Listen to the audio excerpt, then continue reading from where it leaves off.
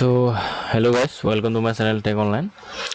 तो IOCL की तरफ से अप्रेंटिस का आया है पोस्ट। सो मैं पहले आप लोगों को नोटिफिकेशन दिखा देता हूँ, उसके बाद अप्लाई प्रोसेस आप लोगों को दिखाता हूँ। जैसे यहाँ पे पाइपलाइन डिवीज़न में आया है IOCL की तरफ से, इंडियन ऑयल कॉर्पोरेशन लिमिटेड।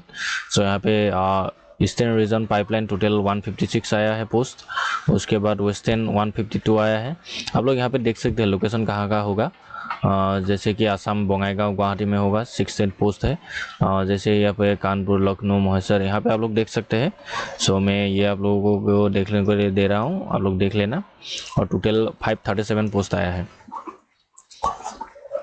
और इसमें आप लोगों को क्या क्या करना होगा अप्रेंटिस में। तो आप लोग जैसे मैकेनिकल, इलेक्ट्रिकल या टेलीकम्युनिकेशन एंड इंस्ट्रूमेंटेशन और के लिए आप लोग अप्लाई करेंगे। तो यहाँ पे आप लोगों को देखा है leprosy cured, dwarfism, acid attack victims, multiple disabilities from amongst above IA। आप लोग ये देख सकते हैं जैसे आप लोगों को क्या क्या करना होगा। टेट अप्रेंटिस अगर आप लोग अकाउंट करेंगे तो क्या करना होगा, असिस्टेंट ह्यूमन रिसोर्स पर क्या करना होगा, data entry operator and domestic data entry operator पर क्या क्या करना होगा, यहाँ पे आप लोगों को दिखा है। उसके बाद यहाँ पे आप लोगों को क्वालिफिकेशन क्या क्या चाहिए। टेट में आप लोगों को टेक्निकल अप्रेंटिस मैकेनिकल में आप लोगों को चाहिए 3 years, आप लोगों का 3 years और literally entry after class XII science ITI admitted in secondary diploma, full time diploma in any following discipline engineering. आप लोगों को यहाँ पे डिप्लोमा की ज़रूरत होगा 3 years का, तो मैकेनिकल इंजीनियरिंग या ऑटोमोबाइल इंजीनियरिंग सो होना चाहिए आप लोगों को। वैसे ही सेम टू सेम है, यहाँ पे भी आप लोगों को डिप्लोमा चाहिए, इलेक्ट्रिकल इंजीनियरिंग या इलेक्ट्रिकल एंड इलेक्ट्रॉनिक्स इंजीनियरिंग आप लोगों के पास होना चाहिए डिप्लोमा।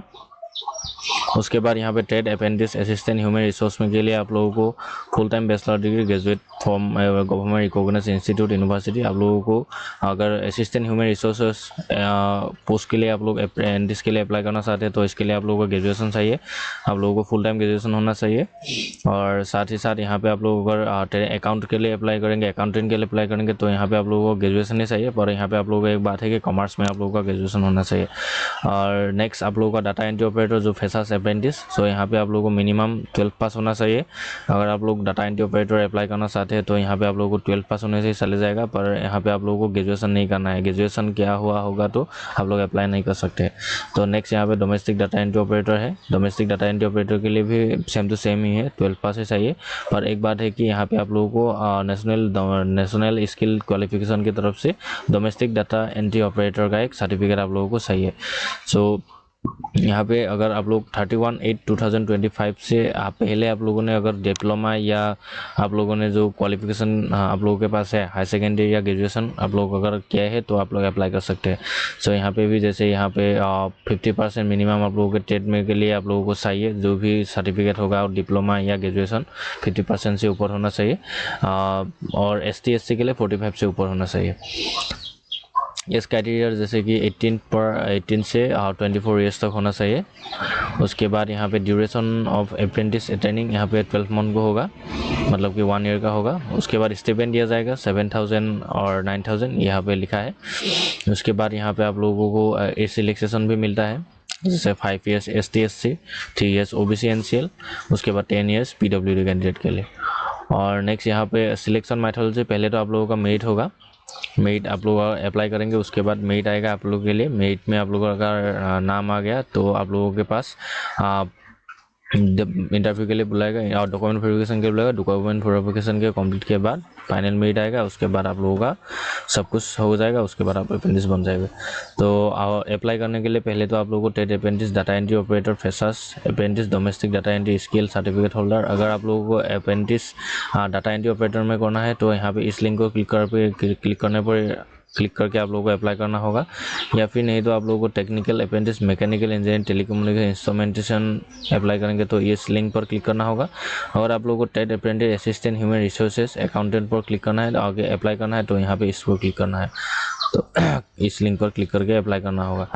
तो यहाँ पे आप लोगों को अप्लाई डेट हुआ है 29 से 29/8/2025 और लास्ट डेट है 18 को है और 9/2025।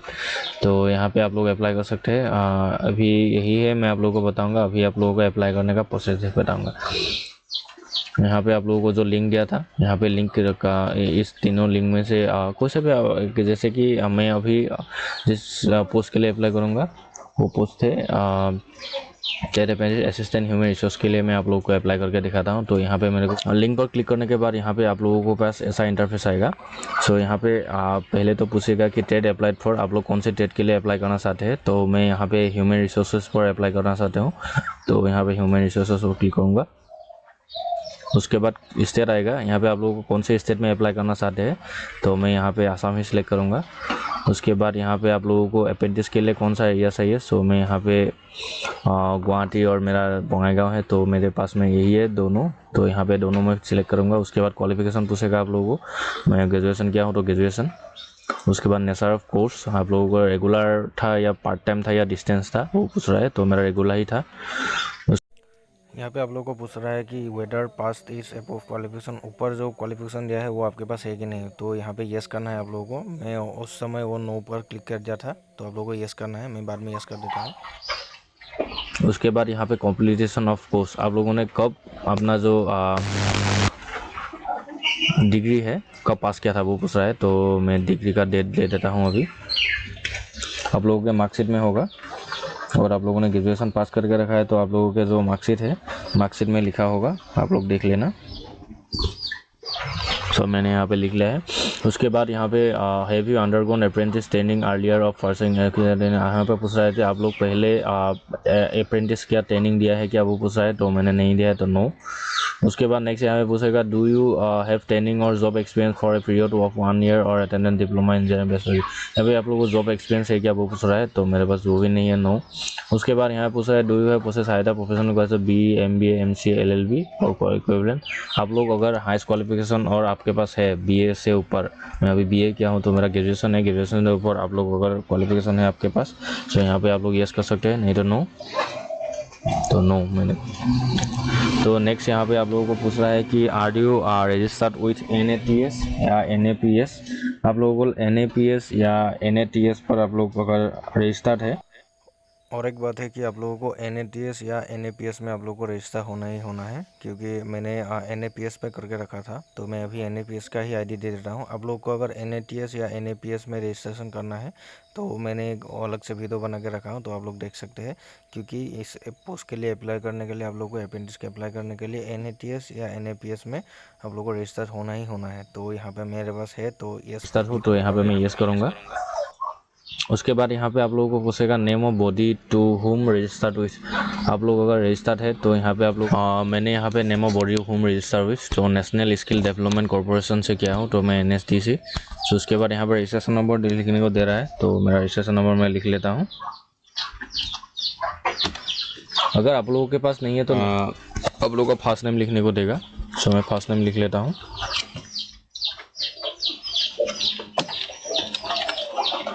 उसके बाद कन्फर्म फर्स्ट नेम लिखना होगा, मिडिल नेम है तो मिडिल नेम लिखना है, नहीं तो आप लोगों को यहाँ पे लास्ट नेम लिखना है, तो मैं लास्ट नेम लिख लेता हूँ। उसके बाद कन्फर्म लास्ट नेम।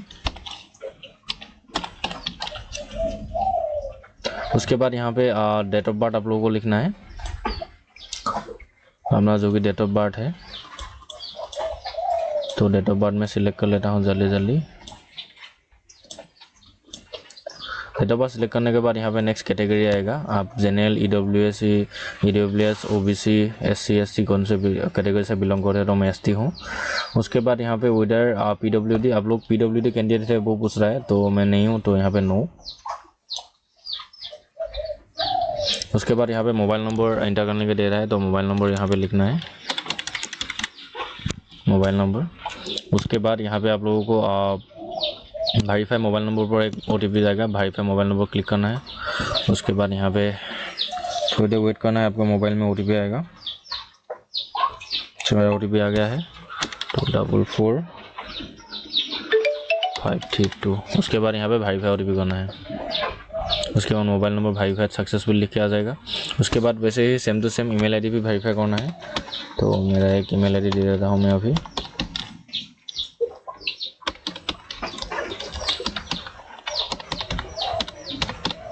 उसके बाद यहाँ पे वेरीफाई ईमेल ID पर क्लिक करना है। उसके बाद आप लोगों का जो जीमेल ऐप है वहाँ पे जाके आप लोगों को देखना है OTP आया है कि नहीं। सो मैं ओपन कर लेता हूँ।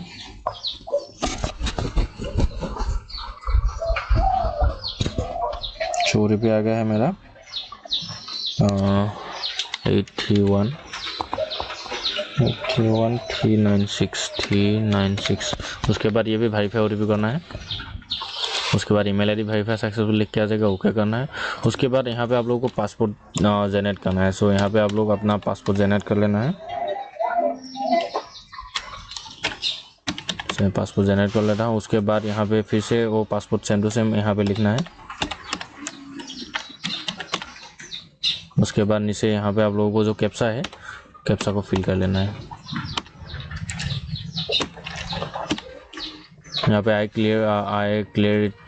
Certainly I am meeting on eligibility. यहाँ पे आप लोगों को जो सर्टिफिकेट आप लोगों ने वो जो डिटेल्स दिया है वो सब कुछ सही है, वो दे के यहाँ पे आप लोगों को रजिस्टर। सो यहाँ पे आप लोगों का मोबाइल में एक OTP आएगा। सो OTP को यहाँ पे फिल कर लेना है 940। उसके बाद यहाँ पे इंटर पर क्लिक करना है। इंटर पर क्लिक करने पर ऐसा इंटरफेस आएगा। आप लोगों का नाम, डेट ऑफ बर्थ, कैटेगरी और साथ ही साथ यहाँ पे मोबाइल नंबर और जो ईमेल आईडी है वो यहाँ पे आ जाएगा। उसके बाद यहाँ पे नेक्स्ट आप लोगों को सेव एंड नेक्स्ट करना है। यहाँ पे आप लोगों को पहले तो फ़ोटो अपलोड करना होगा। फ़ोटो यहाँ पे जैसे मिनिमम आप लोगों का 20 KB to 50 KB के अंदर होना चाहिए और प्रेफरेंसेबल 4.5 × 3.5 सेंटीमीटर होना चाहिए। सो ये फोटोग्राफ अगर आप लोगों को बनाना नहीं आता है तो मेरे चैनल पे और एक वीडियो है साइज रिसाइज का, वो आप लोग देख सकते हैं। सो यहाँ पे मेरा फोटो अपलोड होके आ गया है। उसके बाद यहाँ पे सिग्नेचर अपलोड करना हो। सिग्नेचर का भी यहाँ पे लिखा है मिनिमम साइज आप लोगों को 10 KB to 30 KB के अंदर होना चाहिए। सो मैं सिग्नेचर भी अपलोड कर देता हूँ। सिग्नेचर भी अपलोड होके आ गया है। तो नेक्स्ट यहाँ पे 7 नेक्स्ट करना है। डाटा अपडेट सक्सेसफुल लिख के आ जाएगा। उसके बाद यहाँ पे जेंडर पूछेगा आप लोगों का। सो मैं मेल हूँ, मेल। उसके बाद रिलीजन पूछेगा आप लोगों का। सो हिंदू। नेक्स्ट आप लोगों का डोमिसाइल पूछेगा। सो मैं आसाम से बिलोंग करता हूँ, आसाम। उसके बाद नेक्स्ट यहाँ पे आप लोगों का फादर नेम लिखने को देगा। तो मैं फादर नेम लिख लेता हूँ। उसके बाद नेक्स्ट यहाँ पे आप लोगों का मदर नेम लिखने को दे रहा है।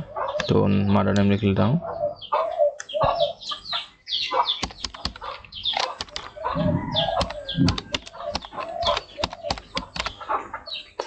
नेक्स्ट यहाँ पे आप लोगों को जो देखा दो। उसके बाद यहाँ पे आप लोगों को एड्रेस लाइन लिखना है। Address line 1। तो एड्रेस लाइन 1 मैं लिख लेता हूँ जल्दी जल्दी।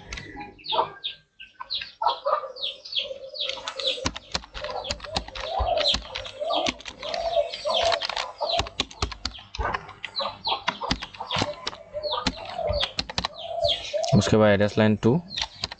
सो एड्रेस लाइन 2 में मेरा पोस्ट ऑफिस लिख लेता हूँ।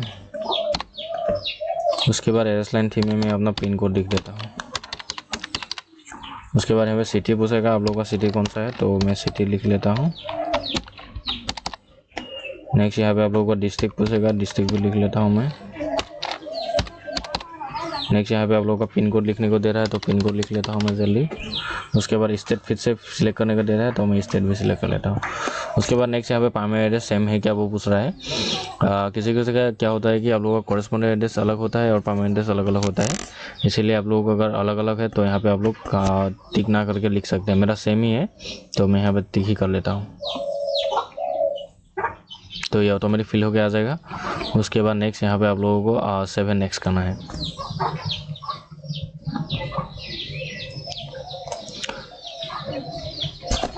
उसके बाद यहाँ पे आप लोगों को पहले तो जो 10th का मार्कशीट है वो यहाँ पे आप लोगों को देना होगा।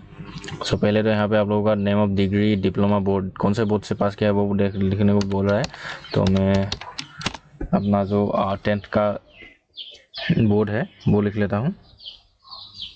सो बोर्ड लिखने के बाद यहाँ पे नेम ऑफ कोर्स। सो यहाँ पे रेगुलर था या पार्ट टाइम था या डिस्टेंस था। तो मेरा रेगुलर ही था। उसके बाद यहाँ पे ड्यूरेशन आप लोग लिख सकते हैं, नहीं तो ये खुद ब खुद सिलेक्ट होता रहता है। तो यहाँ पे आप लोगों को month, year of course joining. So joining कहाँ कब किया था वो लिखने को दे रहा है। तो मैं ज्वाइनिंग कब किया था वो लिख लेता हूँ। 2 3 4 5 18 को ज्वाइन किया होगा। सो नेक्स्ट यहाँ पे आप लोगों को जो मंथ आप लोगों का कंप्लीट किया था आप लोगों का मार्कशीट में ही होगा, आप लोग देख लेना। 1 2 3 4 5 नेक्स्ट यहाँ पे 2019।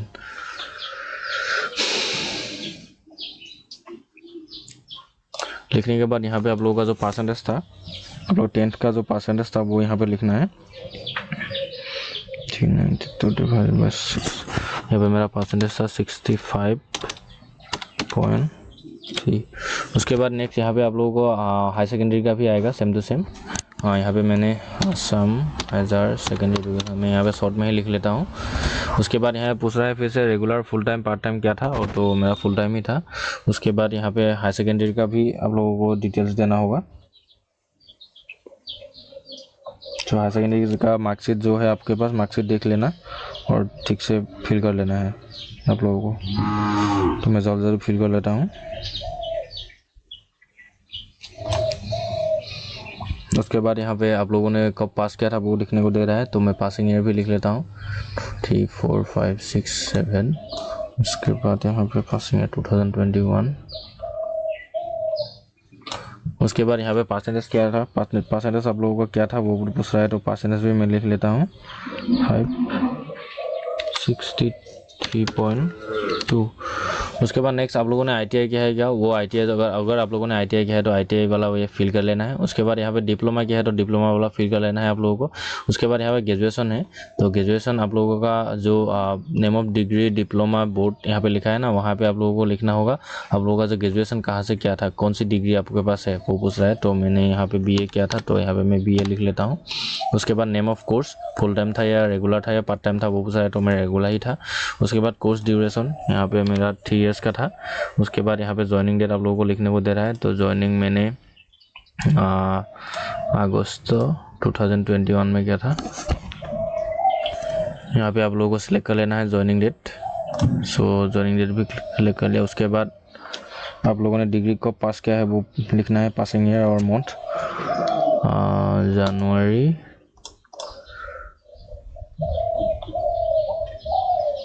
25। उसके बाद यहाँ पे आप लोगों को परसेंटेज लिखना है। सो मैं परसेंटेज लिख लेता हूँ मैं अपना 9.5 इंटू 7.28 यहाँ पे 69.16। सो यहाँ पे लिख लेना है। उसके बाद अगर आप लोगों के पास पोस्ट ग्रेजुएशन या अदर कोई क्वालिफिकेशन है तो यहाँ पे आप लोग लिख सकते हैं, तो मेरे पास नहीं है तो मैं यहाँ पे खाली रहने देता हूँ। उसके बाद यहाँ पे are you purchasing any other qualification, अगर आप लोगों के पास है कोर्स तो यहाँ पे आप लोग लिख सकते हैं, नहीं तो नहीं। उसके बाद यहाँ पे आई सर्टिफाइड डेट क्लिक करना है। उसके बाद 7 कंटिन्यू करना है।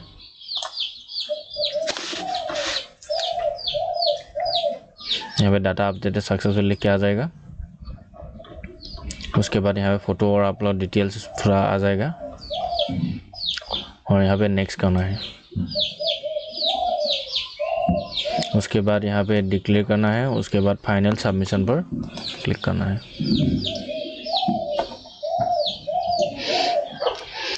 और ऐसे ही आप लोग अपना फाइनल सबमिट करने के बाद पूरा डिटेल्स आ जाएगा। यहाँ पे आप लोग को प्रिंट एप्लीकेशन करना है।